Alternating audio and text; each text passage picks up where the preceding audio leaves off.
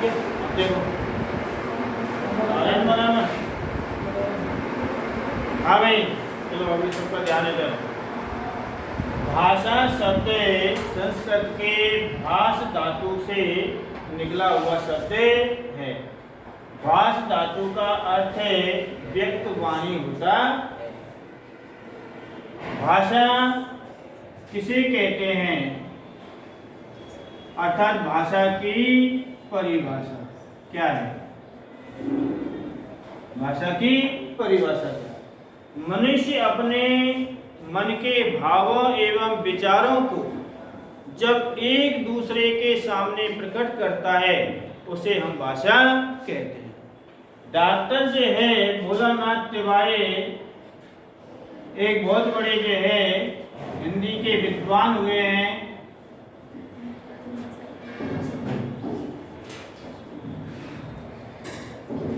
तिवारी, उन्होंने भाषा की परिभाषा क्या दी है? भाषा यादृच्छिक, भाषा यादृच्छिक वाचक प्रतीकों की वह संगठना है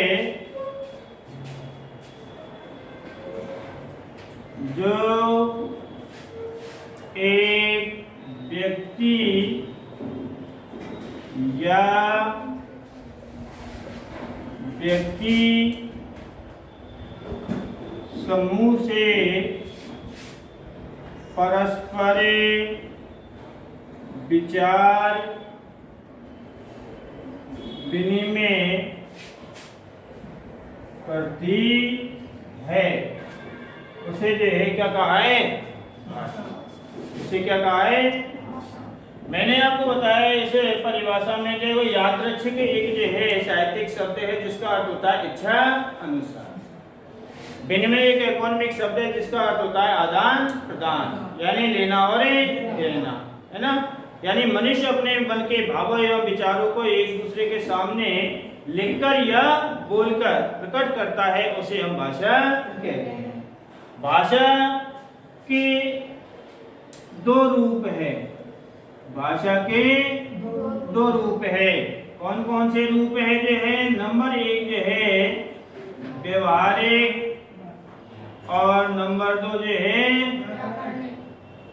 व्याकरणिक, है ना। भाषा के दो रूप है, व्यवहारिक और व्याकरणिक। इन दोनों रूपों में भाषा को जो है समझा जा सकता है ना। तो व्यवहारिक रूप क्या होता है? जो आम बोलचाल की भाषा। और व्याकरणिक रूप क्या होता है? जो पढ़े लिखे लोग भाषा का प्रयोग करते हैं, उसे हम क्या कहते हैं? व्याकरणिक रूप। क्या कहते हैं? व्याकरणिक रूप। इन दोनों रूपों को समझने के लिए भाषा के जो है दो भेद होते हैं। भाषा के क्या भेद होते हैं? दो। नंबर एक जो है कौन सा? मौखिक, और नंबर दो जो है कौन सा? लिखित। मौखिक भाषा किसे कहते हैं? लिखित भाषा किसे कहते हैं? मौखिक भाषा उस भाषा को कहते हैं जिसमें मनुष्य अपने मन के भावों एवं विचारों को एक दूसरे के सामने परस्पर बोलकर प्रकट करता है, उसे हम क्या कहते हैं? मौखिक। उसे हम क्या कहते हैं? मौखिक। और लिखित जो रूप है, लिखित रूप क्या होता है? लिखित भाव क्या होता है? मनुष्य अपने मन के भावों एवं विचारों को जब दूसरे के सामने लिख करके प्रकट करता है, लिपिबद्ध करता है, उसे हम लिखित रूप कहते हैं। तो वह भाषा का लिखित रूप होता है। समझ गए? तो ये दो जो है भाषा के प्रकार कह दो, भाषा के दो भेद कह दो, मौखिक और लिखित। ठीक। इसके बाद में जो है भाषा की इकाइयाँ क्या है? भाषा की इकाई। भाषा की प्रमुख रूप से जो है 5 इकाई होती है। कितनी इकाई होती है? 5। नंबर एक जो है कौन सी? ध्वनि। नंबर 2 जो है वर्ण। नंबर 3 शब्द। और नंबर 4 जो है पद है और नंबर 5 जो है क्या है वाक्य। इन पांचों इकाइयों के माध्यम से भाषा पूर्ण होती है। ध्वनि किसे कहते हैं? मुंह द्वारा किया गया सार्थक उच्चारण ध्वनि कहलाता है। मुंह द्वारा किया गया सार्थक उच्चारण ध्वनि कहलाता है। ध्वनियों की लिखित लिपि संकेतों को हम वर्ण कहते हैं। ध्वनियों के लिखित लिपि संकेतों को हम क्या कहते हैं? वर्ण कहते हैं। और वर्ण शब्द एक या एक से अधिक वर्णों के मेल को क्या कहते हैं? शब्द कहते हैं।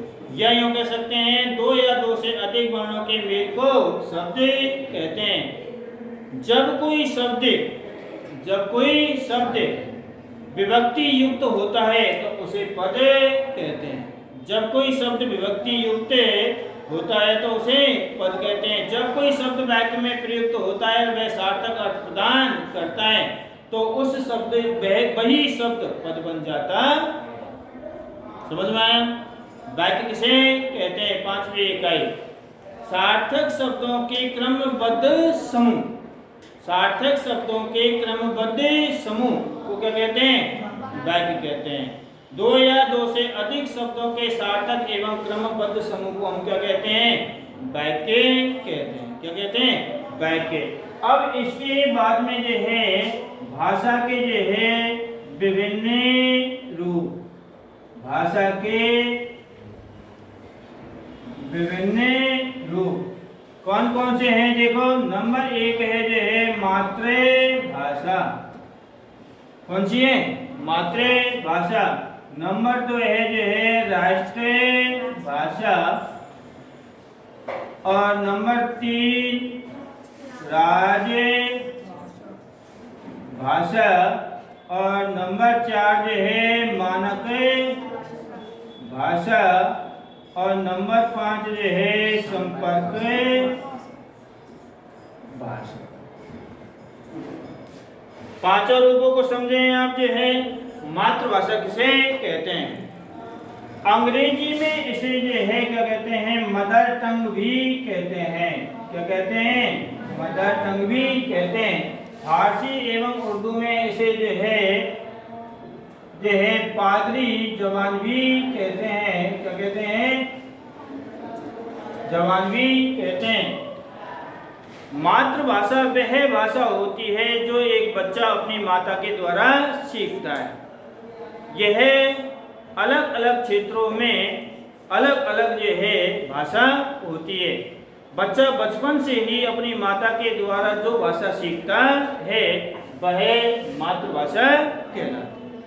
क्या कहलाती है? मातृभाषा कहलाती है ना? सबकी ये अलग अलग होती है। दूसरी है राष्ट्रीय भाषा। संपूर्ण राष्ट्र में बोली जाने वाली भाषा को राष्ट्रभाषा कहते हैं।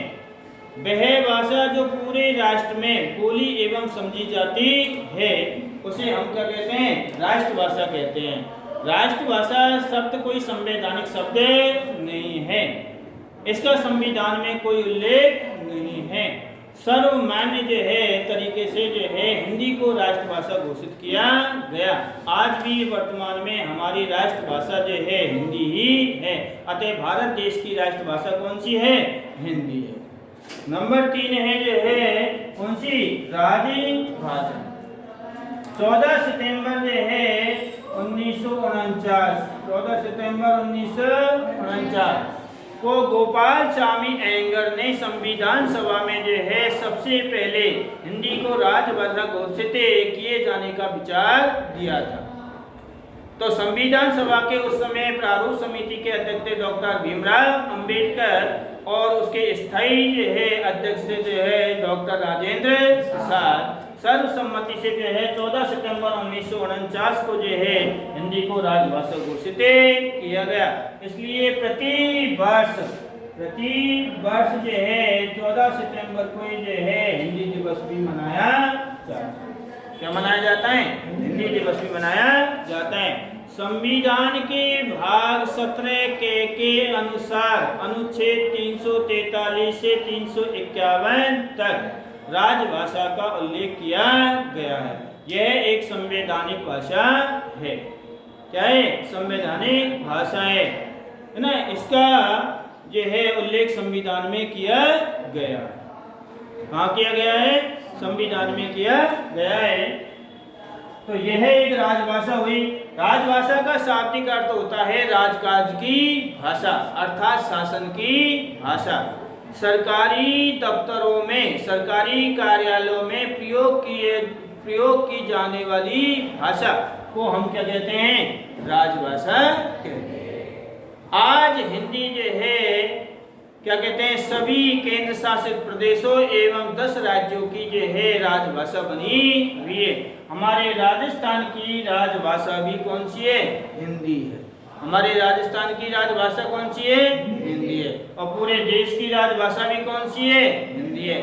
जैसे पंजाब की राजभाषा जो है पंजाबी है, और मैंने बताया अभी 10 राज्यों की राजभाषा कौन सी है? हिंदी। कौन सी है? हिंदी। बाकी अपने अपने राज्यों में जो है अलग अलग जो है राजभाषा घोषित कर रखी है। हमारे देश की आज़ादी से पूर्व, अर्थात हम यूँ कह सकते हैं कि स्वतंत्रता से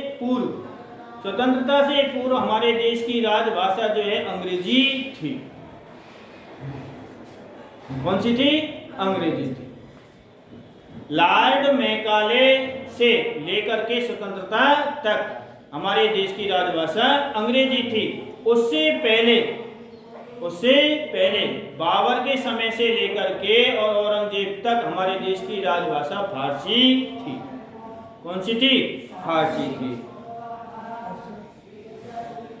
अगली नंबर 4 है, चौथा रूप है मानके भाषा। इसे हम जो है स्टैंडर्ड लैंग्वेज भी कह सकते हैं, है ना। इसे हम परिनिष्ठित भाषा भी कह सकते हैं। क्या कह सकते हैं? परिनिष्ठित भाषा भी कह सकते हैं। इसे हम जो है परिष्कृत भाषा भी कह सकते हैं। ठीक है। ये जो है मानक भाषा क्या होती है? शिक्षित वर्ग अपने कार्यों के लिए जिस भाषा का प्रयोग करता है उसे हम मानक या स्टैंडर्ड लैंग्वेज कहते हैं। अर्थात शिक्षित वर्ग अपने सामाजिक, साहित्यिक, राजनीतिक, व्यापारिक एवं वैज्ञानिक कार्यों के लिए जिस भाषा का प्रयोग करता है उसे हम मानक भाषा कहते हैं। समझ में आया? शिक्षित वर्ग अपने सामाजिक, साहित्यिक, व्यापारिक एवं वैज्ञानिक तथा कौन सा? राजनीतिक कार्यों के लिए जिस भाषा का प्रयोग करता है उसे हम स्टैंडर्ड लैंग्वेज कहते हैं। समझ में आया? उसे मानक भाषा कहते हैं। नंबर 4 है, 5वीं है संपर्क भाषा। लास्ट रूप है भाषा का संपर्क भाषा। दो भाषाभाषी व्यक्ति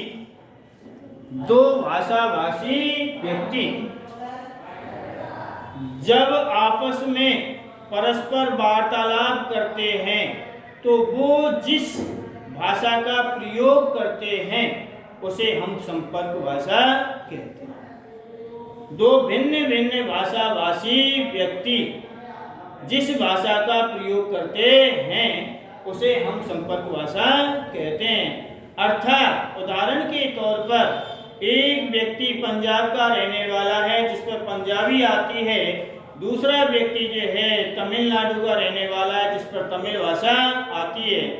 दोनों परस्पर आपस में वार्तालाप नहीं कर सकते, परंतु अंग्रेजी भाषा के माध्यम से वे आपस में वार्तालाप कर सकते हैं। तो वहां पर जो है संपर्क भाषा का काम किया अंग्रेजी ने, अतः वहां अंग्रेजी संपर्क भाषा कहलाएगी। समझ में आया? अंग्रेजी क्या कहलाएगी? संपर्क भाषा, है ना। इसके बाद में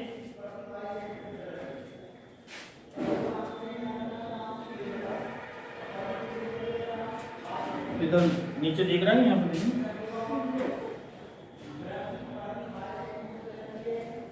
लिपि क्या है? लिपि है ना। लिपि का शाब्दिक अर्थ होता है लिखना।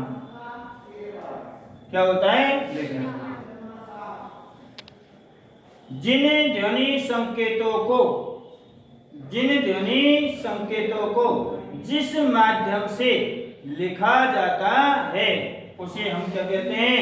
लिपि। उसे हम क्या कहते हैं?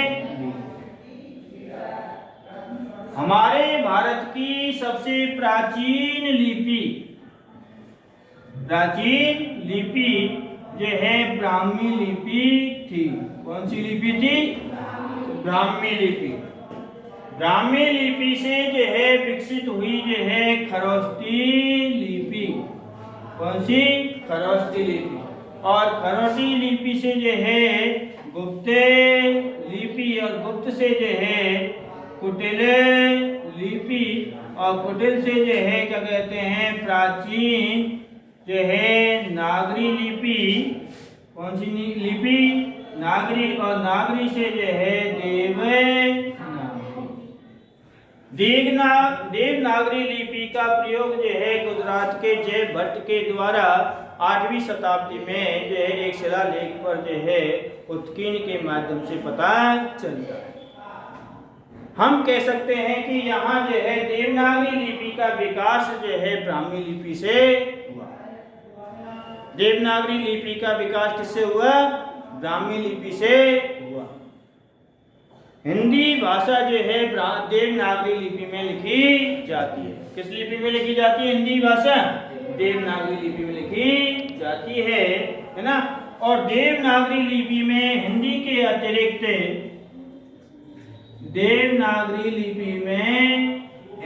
अतिरिक्त जो है संस्कृत, नेपाली,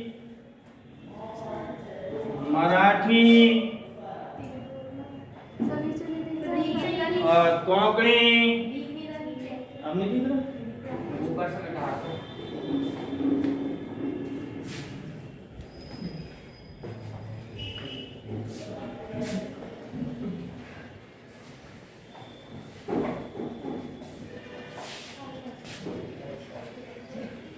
देवनागरी लिपि में जो है हिंदी के अतिरिक्त अर्थात संस्कृत की भी लिपि जो है कौन सी है?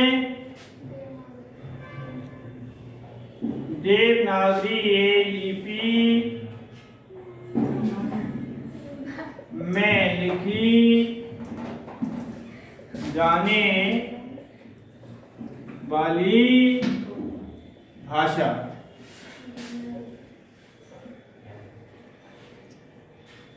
हिंदी, संस्कृत, मराठी, कोंकणी और नेपाली है ना। ये भाषाएं जो है किस लिपि में लिखी जाती है? देवनागरी लिपि में लिखी जाती है। जिस प्रकार जैसे अंग्रेजी भाषा की लिपि जो है कौन सी है? रोमन लिपि। जिस प्रकार जो है पंजाबी भाषा की लिपि जो है कौन सी है? गुरुमुखी है। जिस प्रकार जो है क्या कहते हैं बांग्ला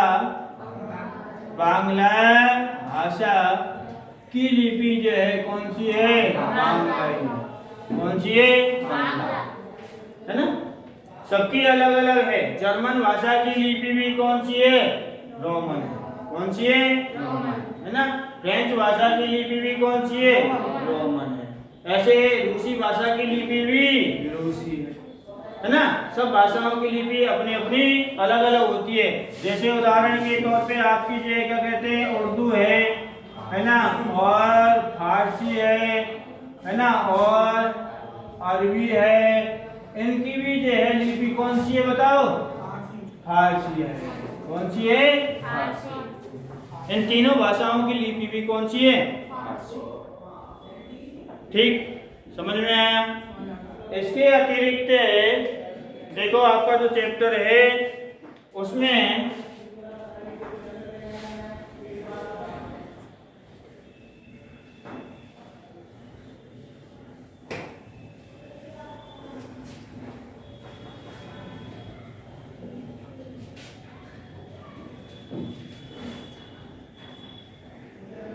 व्याकरण, व्याकरण किसे कहते हैं? देखिए व्याकरण शब्द जो है 3 वर्णों से मिलकर के बना।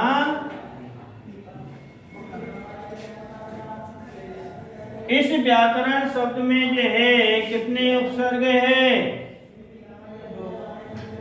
2 उपसर्ग लगे। कितने उपसर्ग लगे हुए? व्याकरण का शाब्दिक अर्थ जो है वो होता है विश्लेषण। क्या होता है? विश्लेषण। अर्थात जो है हम कह सकते हैं क्या?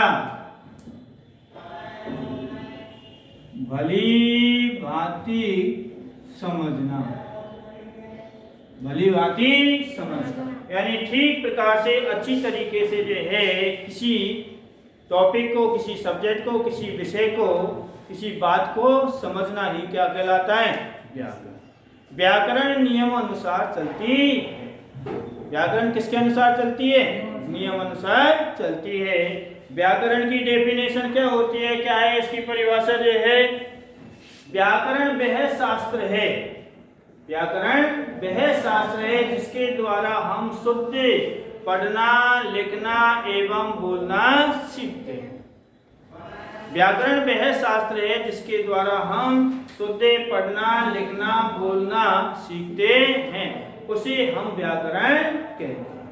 अब इसके बाद में जो है देखेंगे व्याकरण के जो है कौन कौन से अंग होते हैं। व्याकरण के अंग, व्याकरण के अंग कौन कौन से होते हैं?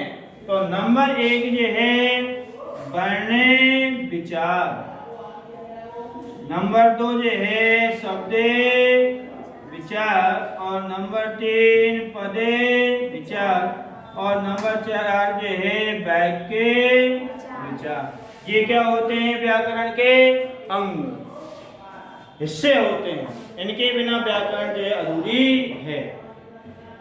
जैसा कि वर्ण विचार है, इस वर्ण विचार के अंतर्गत वर्ण किसे कहते हैं, वर्ण कौन कौन से होते हैं, हिंदी भाषा में वर्ण कितने होते हैं, वर्णों का उच्चारण स्थान क्या क्या है, कंठ, तालु, मूर्धा, दंत, ओष्ठ, कंठोष्ठ, दंतोष्ठ, है ना, जीवा, मूलक आदि के माध्यम से वर्णों का उच्चारण होता है।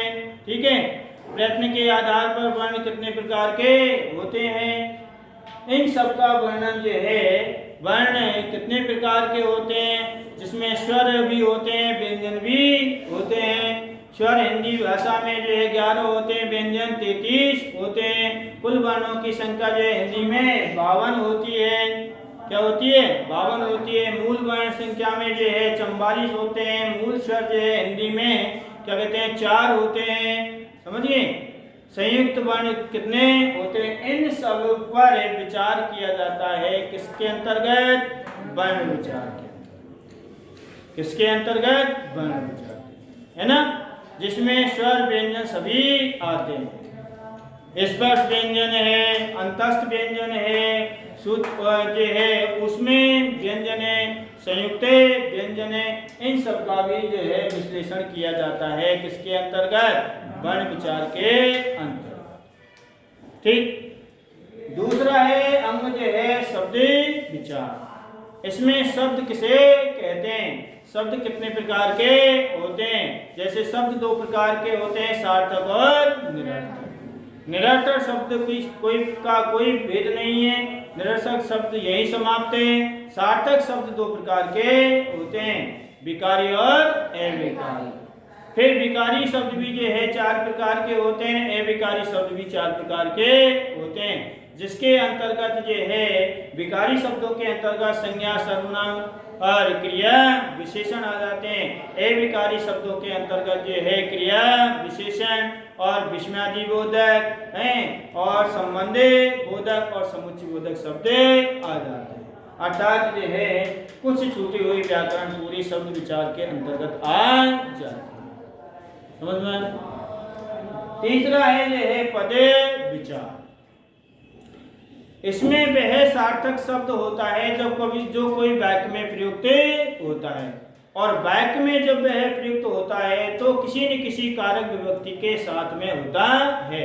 अर्थात जब कोई शब्द कारक विभक्ति युक्त होता है तो वह पद कहलाता है। तो कारक विभक्तियों के साथ में जो है प्रयुक्त होने वाले शब्दों पर विचार करने को जो है हम पद विचार कहते हैं। क्या कहते हैं? पद विचार कहते हैं। लास्ट अंग है आपका जो है वाक्य विचार। क्या है? वाक्य विचार। वाक्य किसे कहते हैं ये भी इसके अंतर्गत आता है। वाक्य कितने प्रकार के होते हैं ये भी इसके अंतर्गत आता है ना? तो वाक्य किसे कहते हैं? दो या दो से अधिक शब्दों के सार्थक समूह को हम वाक्य कहते हैं। शब्दों के सार्थक क्रमबद्ध समूह को हम क्या कहते हैं? वाक्य कहते हैं। रचना की दृष्टि से जो है वाक्य तीन प्रकार के होते हैं: साधारण वाक्य, संयुक्त वाक्य और मिश्र वाक्य। नंबर 1 साधारण वाक्य, नंबर 2 संयुक्त वाक्य और नंबर 3 मिश्र वाक्य। साधारण वाक्य वह वाक्य होता है जिसमें केवल एक उद्देश्य और एक विधेय होता है। उद्देश्य कहते हैं कर्ता को और विधेय कहते हैं क्रिया को, जिसमें कम से कम जो है एक कर्ता और एक जो है क्रिया होती है, उसे हम साधारण या सरल वाक्य कहते हैं।